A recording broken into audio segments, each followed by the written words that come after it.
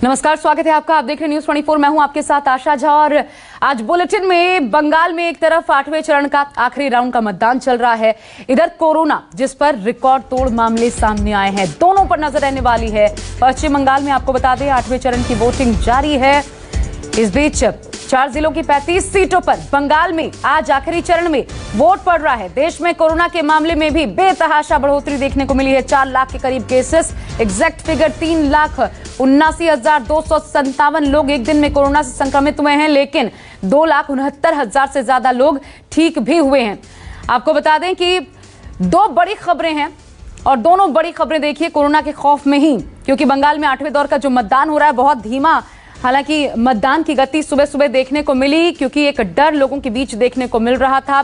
Birbhum, Kolkata north, Malda, Murshidabad में आज vote पड़ रहा है। लोग हालांकि घरों से बाहर निकले हैं लोकतंत्र के इस महापर्व में, इस यज्ञ में अपनी आहुति डालने के लिए। देखिए दूसरी तरफ कोरोना के मामले सारे रिकॉर्ड्स तोड़ते हुए 4 लाख के करीब जा पहुंचे हैं। देश में 3,79,257 कोरोना के नए केसेस सामने आए हैं। 3,645 लोगों की जान गई है। हालांकि 2,69,507 लोग कोरोना से 24 घंटे में ठीक भी हुए हैं।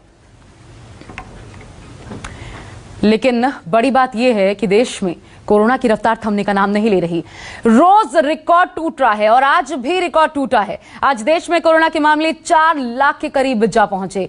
केंद्रीय स्वास्थ्य मंत्रालय की ओर से जारी आंकड़ों के मुताबिक देश में पिछले 24 घंटे में 3,79,257 नए मामले सामने आए हैं, जबकि 3,645 लोगों की मौत हुई है।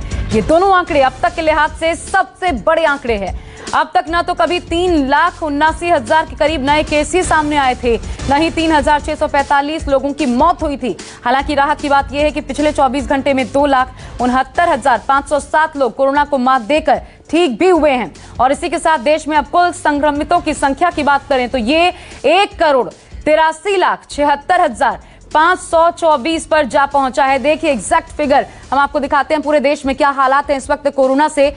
2,04,832 लोगों की मौत भी हुई है अब तक। फिलहाल 30,84,814 कोरोना मरीजों का इस वक्त देश में इलाज चल रहा है।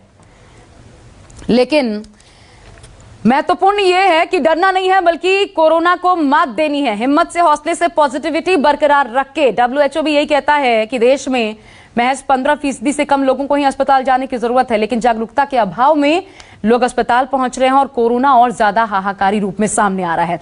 इधर दिल्ली की बात करें तो दिल्ली के अस्पतालों में ऑक्सीजन की कमी को लेकर दिल्ली हाईकोर्ट में भी आज सुनवाई हो रही है। सुनवाई के दौरान कोर्ट ने दिल्ली सरकार से पूछा, जिन 8 ऑक्सीजन प्लांट के शुरू होने की बात सरकार ने कही थी उसका क्या हुआ।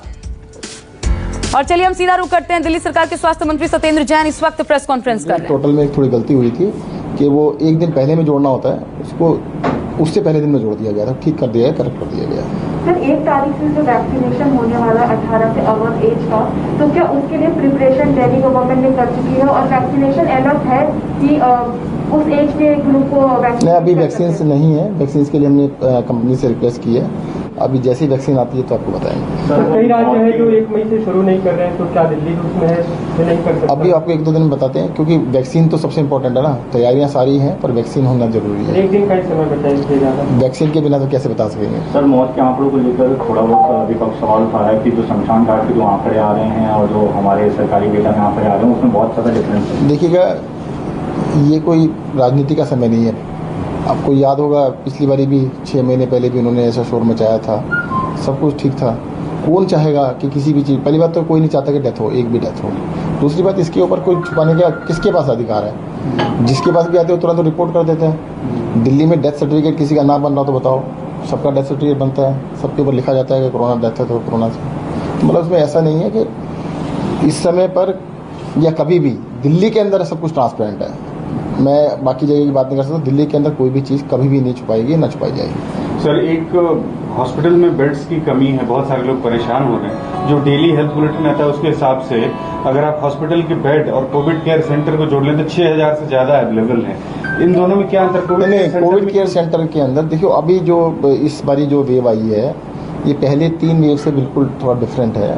पहले हमारे देखते थे, अब पुराना अगर निकालेंगे तो कोविड केयर सेंटर में बहुत सारे लोग होते थे, हजारों लोग कोविड केयर सेंटर में होते थे। इस बार जो भी पेशेंट आ रहे हैं उनको ऑक्सीजन की ज़्यादा जरूरत पड़ रही है, तो कोविड केयर सेंटर में बहुत कम लोग हैं, इसलिए कल शाम को एक मीटिंग की थी आप लोगों ने और कोशिश ये की गई है कि ऑक्सीजन बेड्स को बढ़ाया जाए और जो लोग होम आइसोलेशन में उनको भी व्यवस्था मिल पाए, उनको भी सुविधा मिल पाए। इस बात सबसे ज़्यादा देखिएगा ऑक्सीजन के ऊपर कंसंट्रेशन है। जितनी डिमांड दिल्ली के अंदर ऑक्सीजन की हुई है, एकदम से बहुत ज़्यादा डिमांड बढ़ गई है, बिकॉज दिल्ली के अंदर हॉस्पिटल्स में ही 18-19 हज़ार पेशेंट एडमिटेड हैं, उन सबको ऑक्सीजन चाहिए, और भी इसके अलावा लोग हैं जिनको ऑक्सीजन की आवश्यकता है, तो दिल्ली में ऑक्सीजन की डिमांड बहुत ज़्यादा है। सर, इस संघर्ष के बीच जब दिल्ली पूरी संघर्ष कर रही है, जूझ रही है, जो ताकत है वो अब एलजी के पास पहुंच गई है पूरी तरीके से, क्या उसका भी कोई असर पड़ेगा?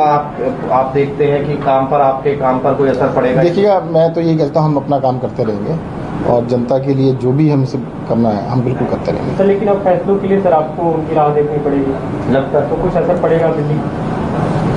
ये तो आप देखिएगा, बिल्कुल उसमें ऑर्डर में ऐसा ही कहा गया कि एलजी से बस भेजने पड़ेंगे सारे फैसले।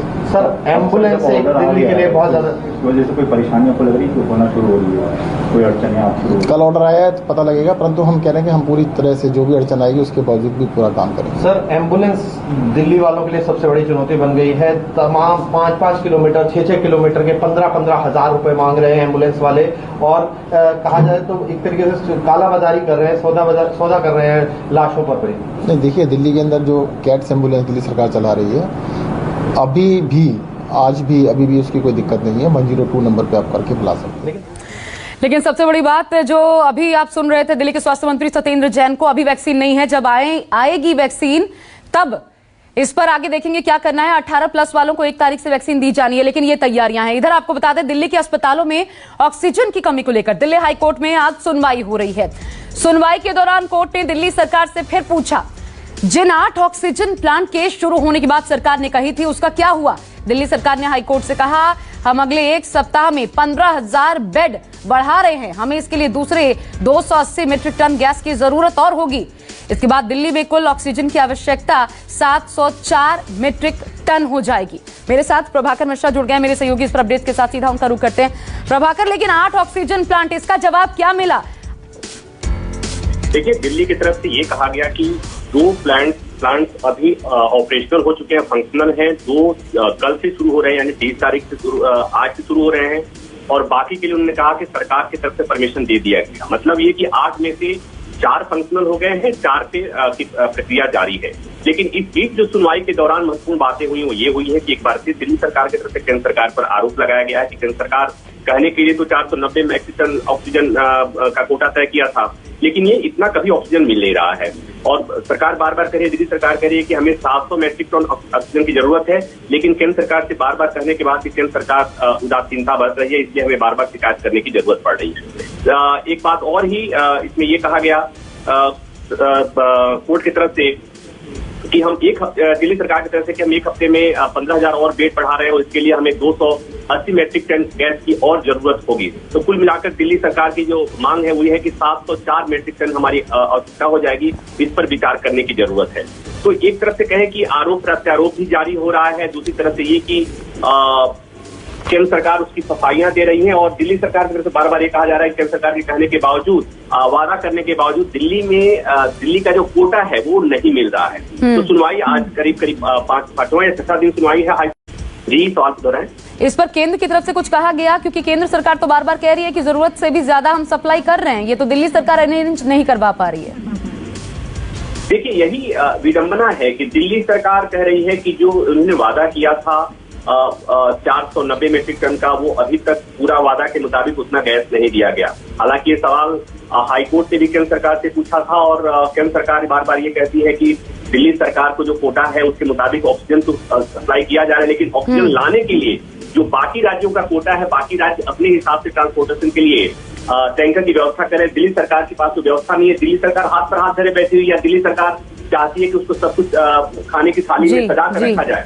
तो एक तरह से आरोप प्रत्यारोप है, और दिल्ली हाईकोर्ट ये सुनिश्चित करना चाहता है कि आरोप प्रत्यारोप के बाद ठीक है। शुक्रिया प्रभाकर, रोकना पड़ रहा है आपको, कमी है वक्त की, लेकिन शुक्रिया आपका तमाम जानकारी हमें देने के लिए।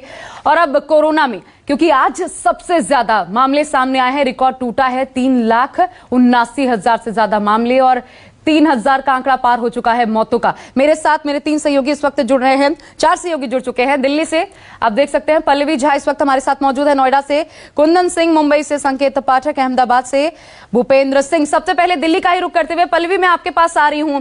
अभी सत्येंद्र जैन भी एक प्रेस कॉन्फ्रेंस कर रहे थे और कह रहे थे अभी तो इन्होंने ऑर्डर दिया, फिर आखिर ऐसा क्या हो गया कि कह रहे हैं वैक्सीन नहीं है, आएगी तो देखेंगे। तैयारी क्या है 1 तारीख से जो 18+ है उनको वैक्सीनेट करने की?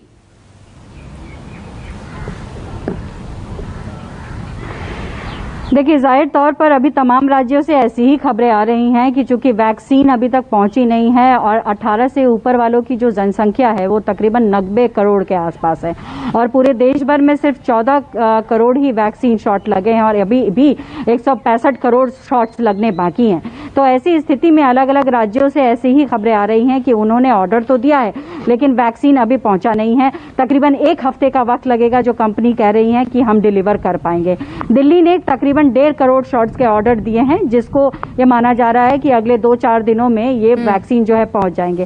क्योंकि यहाँ पर मैं ये भी कहना चाहूंगी कि दिल्ली में अभी थोड़ी सी जो वैक्सीनेशन की गति थी वो थोड़ी धीमी हो गई थी क्योंकि जिस तरीके से कोरोना को लेकर जो हालात बने हुए थे, जिस तरीके की त्राही हो रही थी, तमाम हेल्थ वर्कर्स जो है उनकी सेवा में लगे थे, लोगों के जो पेशेंट्स जो एडमिट हो रहे थे या फिर यूं कहूं तो जो हालात बने थे उसमें अपना योगदान दे रहे थे, तो कहीं ना कहीं उनकी भी कमी होने की वजह से जो एक्सेलरेशन वैक्सीन में के ड्राइव में था उसमें कमी देखी जा रही थी।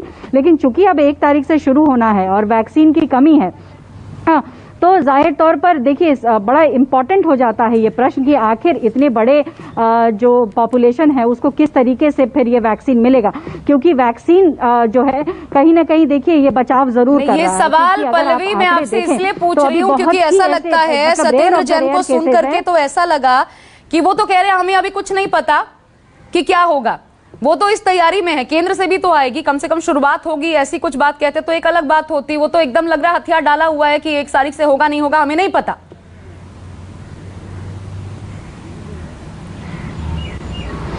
देखिए जैसा प्रभाकर जी भी कह रहे थे कि ये विडंबना है कि केंद्र कुछ और कहती है, राज्य कुछ और कहते हैं और दोनों एक दूसरे पर आरोप प्रत्यारोप लगाते हैं। ये स्थिति अगर ना होती तो शायद जो हालात देश में बने हैं, चाहे किसी भी राज्य में बने हुए हैं कोरोना को लेकर, वो ना बने होते और लोगों की इतनी मौत नहीं होती। पहले ये जरूर है कि ये कहा गया है कि कोविशील्ड को उन्होंने 1.5 करोड़ का जो है मांग की है, 1.5 करोड़ वैक्सीन की मांग की है जो अभी तक सप्लाई नहीं हुई है। क्योंकि अब बड़ा पॉपुलेशन है और आप देखें तो कल 1.5 करोड़ से ज्यादा रजिस्ट्रेशन हुए हैं पूरे देश भर में, तो जाहिर तौर पर पॉपुलेशन इतना बड़ा है, केटर करना बहुत मुश्किल होगा। तो ऐसे में स्थिति में सरकार को तैयारी पहले से करनी चाहिए थी, लेकिन देखिए दोनों सरकारें तैयार नहीं है। ऐसा लगता है, बिल्कुल सही कहा आपने पल्लवी। बने रहिएगा, मुंबई का रुख कर लेते हैं। महाराष्ट्र क्योंकि सबसे ज्यादा प्रभावित है इस वक्त देश में। पल्लवी मैं दोबारा आऊंगी क्योंकि महाराष्ट्र सबसे ज्यादा प्रभावित है इस देश में। और संकेत, महाराष्ट्र की क्या तैयारी है? 18+ वालों को क्या वैक्सीनेशन लग पाएगा? राजेश टोपे जो कह रहे थे, हालांकि उससे उम्मीदें कम है लेकिन कुछ तैयारियां आगे बढ़ी हैं।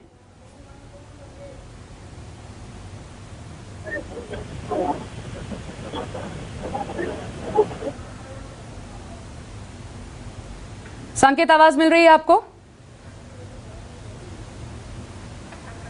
संपर्क में टूट गया संकेत पाठक से। लेकिन अब आइए अहमदाबाद का रुख कर लेती हूं, वहां पर भूपेंद्र हमारे साथ मौजूद हैं। भूपेंद्र, कितनी वैक्सीन का ऑर्डर दिया गया है और 1 तारीख से जो वैक्सीनेशन की शुरुआत होनी है, कितना कारगर लग रहा है आपको? ये कदम हो पाएंगे और 1 तारीख से शुरू हो पाएगा वैक्सीनेशन 18+ का?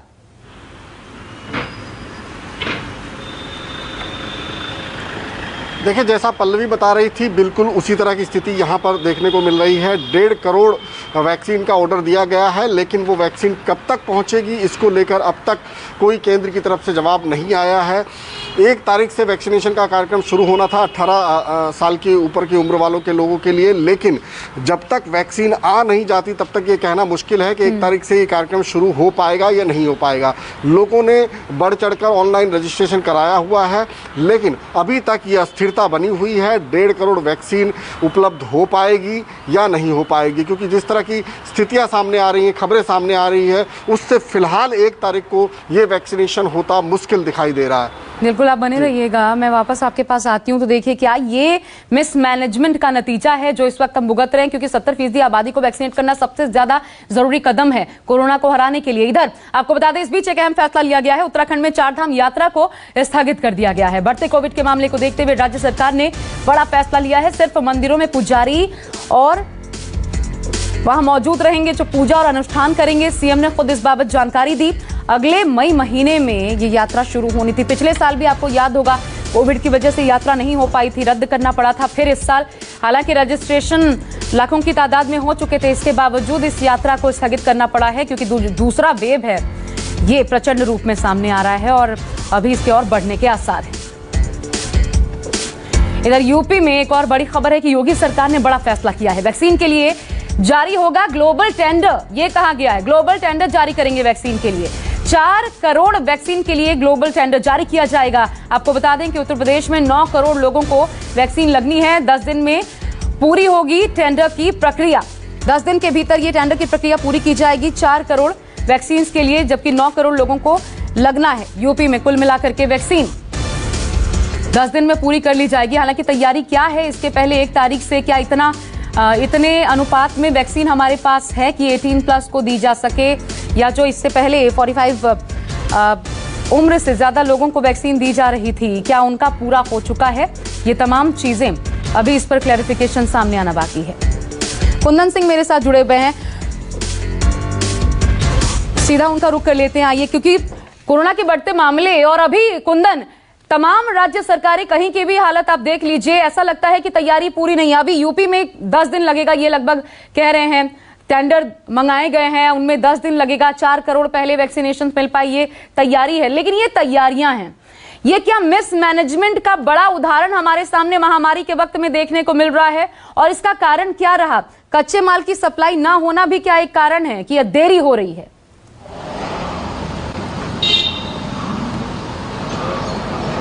देखा साहब, बिल्कुल इस एक बात मैं आपको बता दूं, मेरे 2 सहयोगी जिस मसले पे बात कर रहा हूं उसी से थोड़ी बात की मैं शुरुआत कर रहा हूं। इस देश में संघीय ढांचे में राज्य सरकार और केंद्र सरकार दोनों का बराबर योगदान होता है। लेकिन आज के डेट में जो चीजें चल रही है कि कुछ अच्छा कर गई तो सरकार अपने आप में क्लेम कर जाती है, और खराब कर गई तो केंद्र राज्य पे और राज्य केंद्र पे थोप देती है।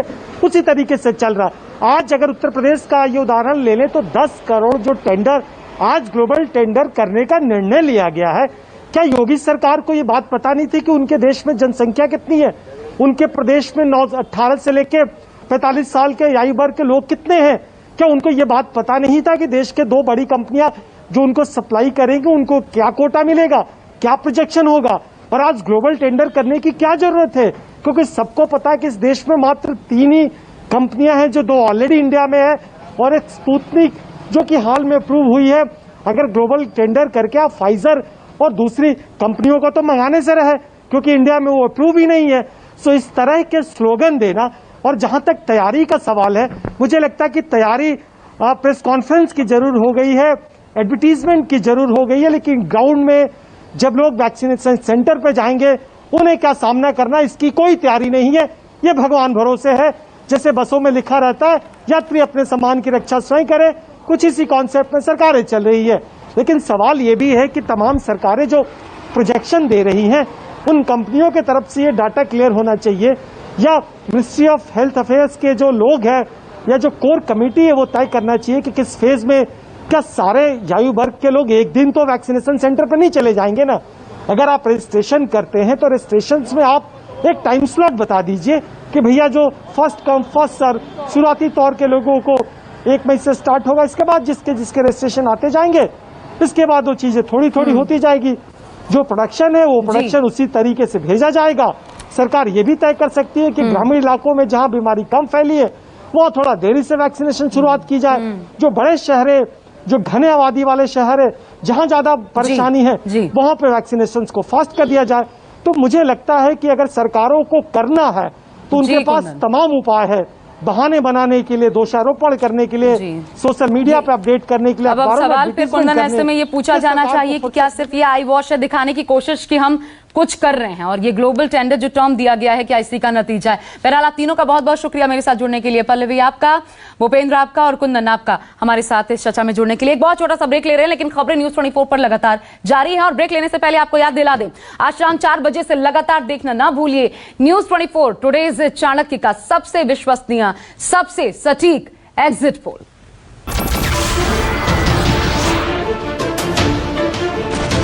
नमस्कार, मैं हूं मानक गुप्ता। अगर आपको हमारा ये वीडियो पसंद आया हो तो इसे लाइक और शेयर जरूर करें, और हां, हमें सब्सक्राइब और फॉलो करना ना भूलें ताकि आप देश और दुनिया की कोई खबर मिस ना करें। तो जुड़े रहिए हमारे साथ और देखते रहिए न्यूज़ 24।